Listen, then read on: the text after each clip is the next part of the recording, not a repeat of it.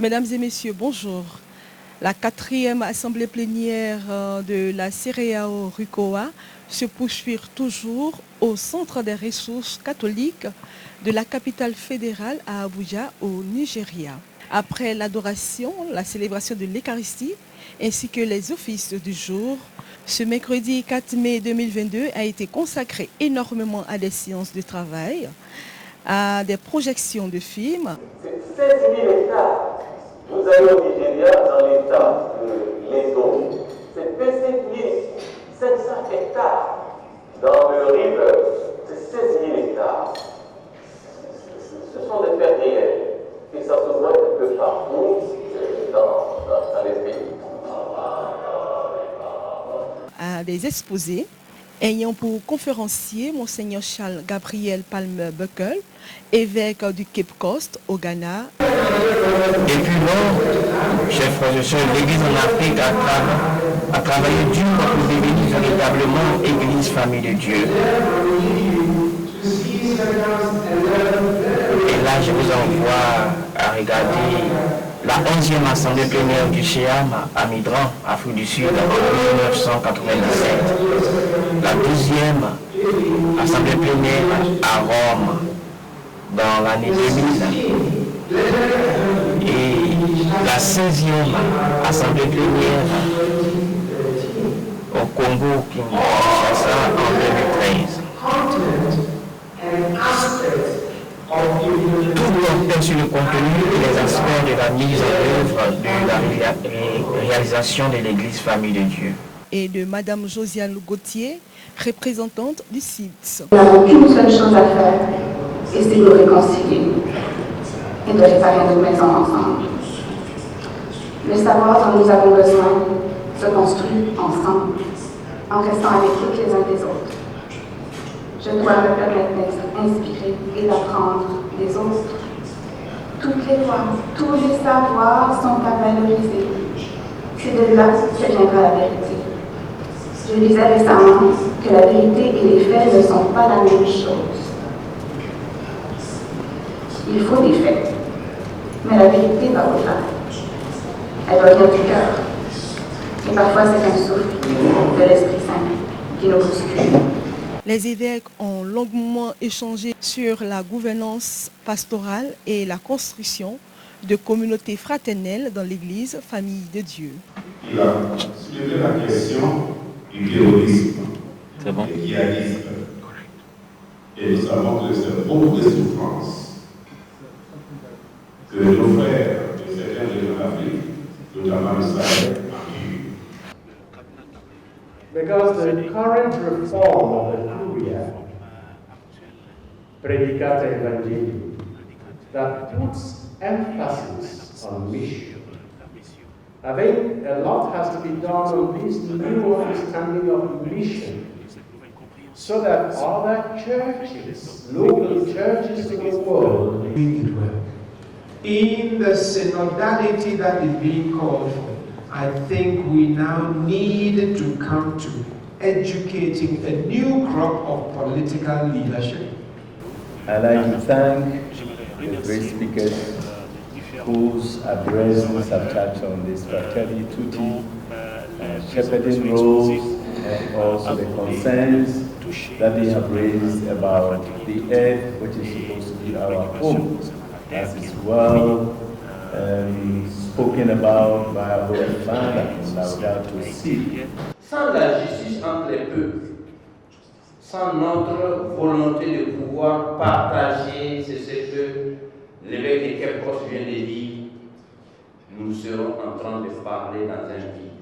Les points qui en ressortent au cours de ces échanges et carrefours sont multiples. Les évêques, au cours de ces carrefours composés de 15 à 10 personnes, ont abordé les questions d'ordre social, politique, l'insécurité, la paix, l'injustice, d'ordre économique, d'ordre environnemental, d'ordre climatique, pour ensuite suggérer quelques solutions pour éradiquer ces maux qui minent notre société.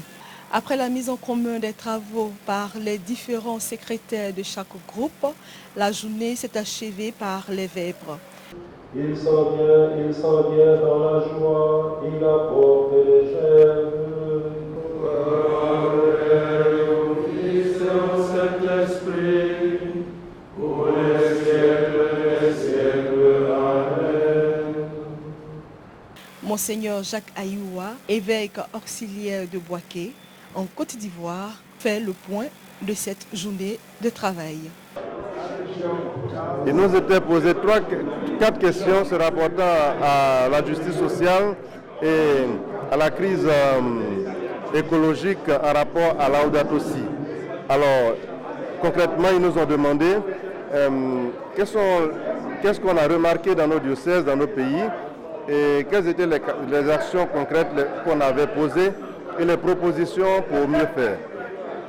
Alors, concernant le constat, et c'est ressorti dans tous les rapports, il a été identifié plusieurs facteurs qui freinent la justice sociale, l'épanouissement de l'homme. Il y a par exemple la mauvaise gouvernance, l'exploitation des ressources du sol, l'orpaillage, c'est ressorti, et bien d'autres facteurs qui sont communs à tous les pays d'Afrique. On l'a remarqué, tous les groupes ont souligné ces histoires-là. Aujourd'hui, on cultive des étendues de terre, on exproprie les populations, et donc on a identifié cela. Alors, la deuxième question, c'était quelles sont les actions concrètes qui ont été menées. Beaucoup a été fait, mais on a constaté aussi que les actions étaient soit individuelles, ou bien ces actions n'avaient pas assez porté. Alors il a été recommandé par certains groupes qu'on essaie de poursuivre les activités et surtout qu'on puisse trouver d'autres mécanismes pour porter la voix de l'Église sur ces questions de justice sociale, de protection de l'environnement, d'une juste répartition des biens pour que les populations puissent vivre en toute quiétude pour leur épanouissement. Et qu'est-ce qu'on pourrait faire encore? Ce qu'on pourrait faire, c'est de travailler que chaque conférence épiscopale, que chaque diocèse continue de travailler à promouvoir certaines actions de justice. Et il a été clairement identifié la commission justice et paix dans nos diocèses, dans nos églises. Dans certains pays, cette commission a assez de pouvoir, a des actions assez concrètes, dans d'autres moins. Alors, il est question de redynamiser toutes nos équipes, nos commissions de justice se rapportant à la commission justice et paix. Et on a constaté qu'au Ghana, par exemple, il y a une commission qui existe pour promouvoir les actions de Laudato Si. Laudato Si, c'est la deuxième encyclique du pape qui se rapporte à la protection de l'environnement, qu'il appelle du monde notre maison commune.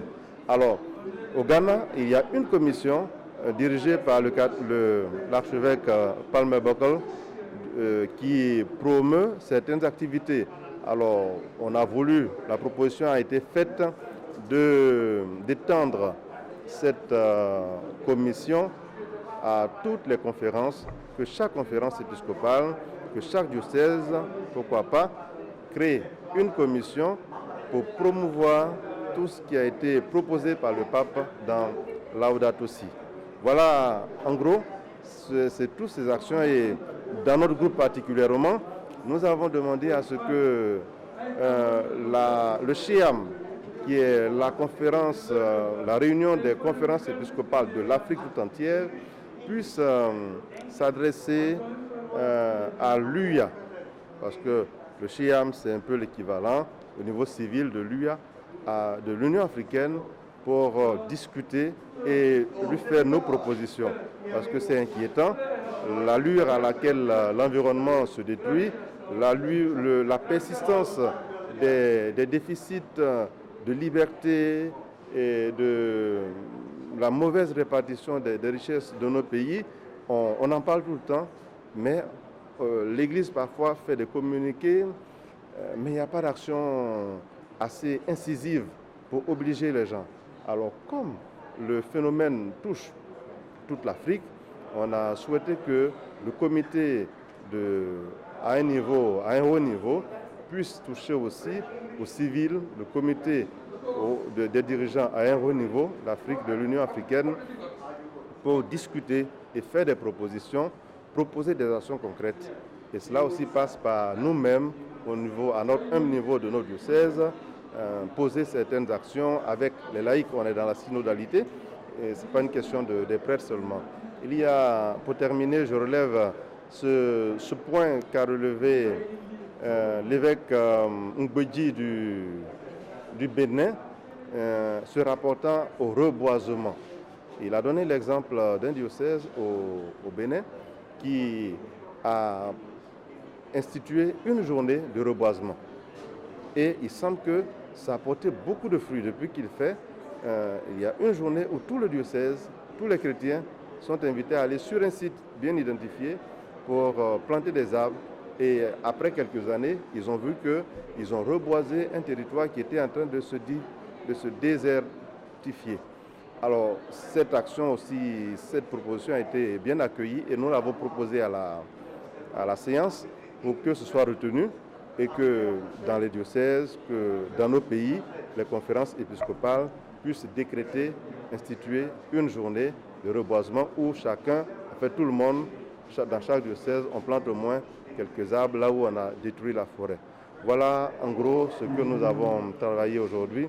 Tout ça part des remontées, des enseignements, des conférences que nous avons eues, et puis avec la vidéo qui nous a été présentée ce matin.